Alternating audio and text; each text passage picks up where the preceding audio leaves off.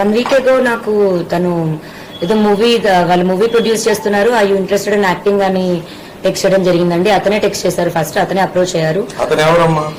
Rajesh, lawyer Rajesh అని ఉంది, advocate Rajesh అని ఉంది దానిపైన. సో నేను అడ్వకేట్ ని, ఏమైనా ప్రాబ్లమ్స్ ఉన్నా చెప్పండి అని అన్నారు. అప్పటికి కూడా ఇంకా నేను కళ్యాణ్ సార్ తో మాట్లాడలేదు. అయినా నేను ఆ కేసు గురించి చెప్పలేదు, నా కేసు గురించి మాట్లాడాలని అయితే జరగలేదు. తర్వాత కళ్యాణ్ సార్ వచ్చారు, మేము కళ్యాణ్ సార్ త్రూనే వెళ్తున్నాము. అండ్ నా కేసు గురించి నేను మాట్లాడడమో, కేసు టేకప్ చేయాలనో, నా కేసు గురించి మాట్లాడాలి అని అయితే నేను అతనితో మాట్లాడలేదండి.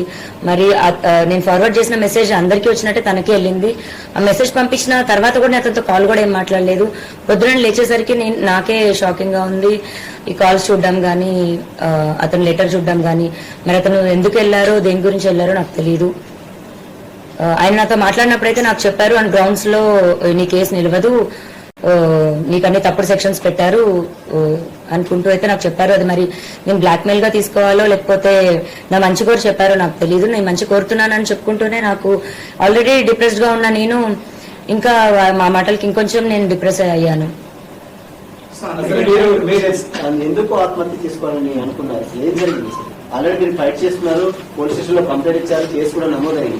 అయినప్పుడు కూడా మీరు సూసైడ్ ఎందుకు చేసుకోబోయారు? నాకు ఈ ప్రపంచంలో అన్నిటికంటే ఎక్కువ రాజేనండి. ఆ రాజు కోసమే నేను ఫైట్ చేస్తున్నాను. వస్తాడో రాడో తెలీదు, వస్తాడని నమ్మకంతో ఫైట్ చేస్తున్నాను. నా ప్రేమ నిజమైతే వస్తాడు అన్న ఒక హోప్ తోనే ఉన్నాను. అలాంటి ఒక టైంలో నేను వచ్చి ఫైట్ చేస్తుంటే రాజని నేను చూడాలో, లేకపోతే ఇటు సొసైటీ చేసే మాటలకి చూడాలో, థంబ్నెయిల్స్ చూడాలో, కమెంట్స్ చూడాలో, ఇవన్నీ నేను తట్టుకోలేకపోతున్నాను. దీనికి తోడు ఈ లాయర్ నేను మాట్లాడిన మాటలకి వాళ్ళ పేరెంట్స్ అప్రోచ్ అయ్యారంట. మరి వాళ్ళ పేరెంట్స్ త్రూ చూస్తున్న లాయర్ మన మాట్లాడారు, వాళ్ళ పొద్దున సపోర్ట్ ఎందుకు అని మాట్లాడారు. ఇప్పుడు ఇందాక వీడియోలో మరి నన్ను తిడుతూ మాట్లాడుతున్నారు. ఒక హాఫ్ అన్ అవర్ లో ఒక మనిషి మైండ్ సెట్ అలా మారుతున్నప్పుడు ఇంత బాధపడుతున్న నేను నా మైండ్ సెట్ ఎందుకు డిప్రెషన్ లోకి వెళ్ళనండి? 10 సంవత్సరాల నుంచి ఒక మనిషి పొద్దున లెగిస్తే సాయంత్రం నా లాస్ట్ చూపు అతను అవుతాడు. ఇంట్లో ఎంటీ ఇల్లు అయింది నా హౌస్. ఫస్ట్ కంప్లైంట్ లో మీరు రాజ్ తరుణ్ పైన చర్యలు తీసుకోకుండా తను నాతో కలిసి ఉంటే చాలు అన్నారు. సెకండ్ కంప్లైంట్ లో తను నన్ను ఇల్లీగల్ గా ఇట్లా వాడుకుని వదిలేశారు అంటున్నారు. ఇప్పుడు కూడా మీరు రాజ్ తరుణ్ తో కలిసి ఉండాలని అంటున్నారు, మళ్ళీ పోలీస్ కేసులు పెడతా ఉన్నారు. కలిసి ఉండాలని పోలీస్ కేసు పెట్టడం కాదండి. పోలీస్ కేసు ఫస్ట్ నేను మాల్వి మల్హోత్రా వాళ్ళ తమ్ముడి పైన పెట్టాను. నన్ను బెదిరించారు. అది కూడా ఇంకా కంప్లైంట్ ఒక్కసారికి రాలేదండి. ఇప్పుడు వాళ్ళు ఉన్న 6 months అంటే నాకు విషయం తెలిసిన 6 నెలల తర్వాత ఇంకా నేను భరించలేక బయటికి రావడం జరిగింది. ఆ స్టేజెస్ ఎలా దాటిందంటే ఇంకా లాస్ట్ మాకు తిండి కావాలని అడిగితే అతనికి ఫోన్ చేస్తే ఆవిడ ఎత్తడం గానీ, మా పరిస్థితి మేము చెప్తే ఆవిడ వెయ్యమని చెప్తే అతను డబ్బులు వేయడం, అది ఇంకా పీక్స్కి వెళ్ళిపోయింది. ఇప్పుడు మీ అందరికీ నేను ఓపెన్ గా ఎక్స్ప్లెయిన్ చేయాలంటే రోజుకో విషయం బయటకు వస్తుంది. ఆ బయటకు వచ్చిన విషయం కూడా రోజుకొక ట్విస్ట్ అని మీరు వేస్తుంటారు. ఇది ఒక్క రోజుది కాదండి, సంసారంలో ఇంకా అందరికీ జరిగినట్టే జరుగుతాయి. అండ్ ఆ మనిషి కావాలి అని అడిగాను నేను, అంతే. ఇప్పుడు పలానా రాజ్ తరుణ్ పైన కంప్లైంట్ పెట్టాలనలేదు, మాల్వి మల్హోత్రా పైన వాళ్ళ తమ్ముడి పైన పెట్టాను. వాళ్ళిద్దరితో నీకేం సంబంధం అన్న దగ్గర అఫ్ కోర్స్ రాజు పేరు చెప్పాలి. అలా అక్కడ రాజ్ తరుణ్ పేరు అనేది వచ్చింది, కానీ రాజ్ తరుణ్ పైన కంప్లైంట్ పెట్టాలని నేను అనుకోలేదు. ఫస్ట్ కంప్లైంట్ పెట్టినప్పుడు అది రాసిచ్చాను. ఆ రాసిచ్చిన దాంట్లోని మళ్ళీ మల్హోత్రా చార్ట్ చూపించి రాసిచ్చాను నేను. అలాగే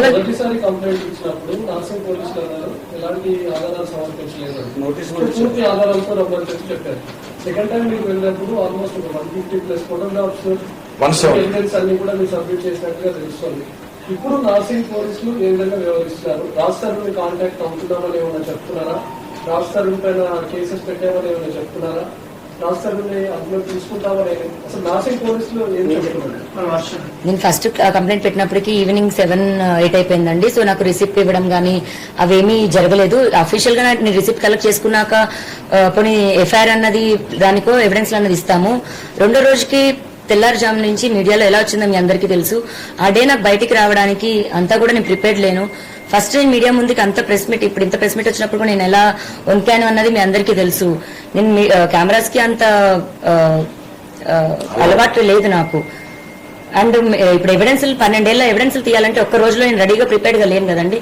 నాకు 1-2 days టైం పడుతుంది. ఆ 1-2 days టైం తీసుకొని ఎవిడెన్స్లు ఇచ్చాను. ఆయన 450 20 నిమిషాల పాటు సుదీర్ఘంగా కేసు గురించి చర్చించారని అంటున్నారు. చాలా సార్లు కాల్ చేయడం ఏం జరగలేదండి, ఒకటే కాల్ జరిగింది. అండ్ అతను నాకు ఫస్ట్ ఎవరు ఫస్ట్ అప్రోచ్ అయింది తనే అండి. నాకు అప్రోచ్ అయింది కూడా మూవీ అని, మీరు యాక్టింగ్ అంటే ఇంట్రెస్ట్ అని అప్రోచ్ అయ్యారు. లేదంటే నాట్ ఇంట్రెస్టెడ్ అని చెప్పాను. తర్వాత నేను అడ్వకేట్ అని చెప్పారు. కంటిన్యూ అవుతుంటే మీరు రాజస్థాన్తో మాట్లాడి మద్యం మత్తులో లావణ్య అని ఒక ఆడియో బయటకు వచ్చింది. దాని మీద మీరు ఏం చెప్తారు? ఎప్పటిది అసలు ఆడియో? ఇప్పుడు మళ్ళీ నా పోరాటం ఒకటవుతుంటే ఈ ఒకదానిపైన ఒకదానిపైన